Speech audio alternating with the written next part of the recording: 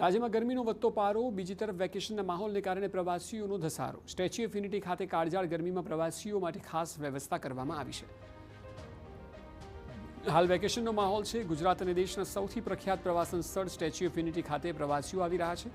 તો પીએમ મોદીએ દેશના લોકોને વિદેશ પ્રવાસ ટાળીને દેશમાં પ્રવાસ કરવાની અપીલ કરી. ત્યારે એસઓયુ ખાતે મોટા પ્રમાણમાં આવતા પ્રવાસીઓ માટે ઉનાળાની આકરી ગરમીને લઈને અલગ વ્યવસ્થા ઊભી કરાઈ છે.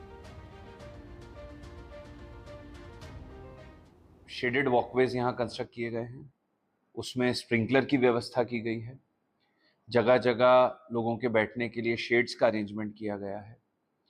जैसा कि आप लोग जानते हैं कि ऑलरेडी 55 जैसी एसी बसेस टूरिस्ट के फ्री मूवमेंट के लिए अवेलेबल हैं.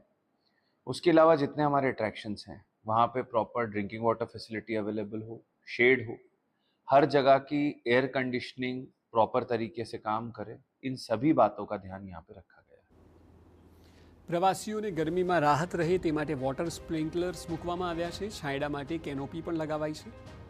મુલાકાતીઓ માટે ખાસ બસ, કાર અને એસ્કેલેટર્સની સુવિધા પણ મૂકવામાં આવી છે.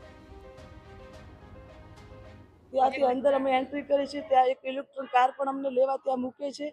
તેવી રીતે પાણી, ઠંડુ પાણીની પણ બહુ સરસ વ્યવસ્થા છે. અહીંયા બધી જ રીતે ખૂબ સરસ વ્યવસ્થા છે. ઉનાળાની અંદર ફરવા આવવા માટે બહુ સારામાં સારું સ્થળ છે. અહીંયા એક કહેવાય કે આ બધી વ્યવસ્થા, ઈ કારની વ્યવસ્થા સારી છે અને સ્પ્રિંકલર્સ છે, ઠંડુ પાણી કે માણસોને અગવડતા ન પડે અને કહેવાય બેબી કેર માટે બી સારું છે.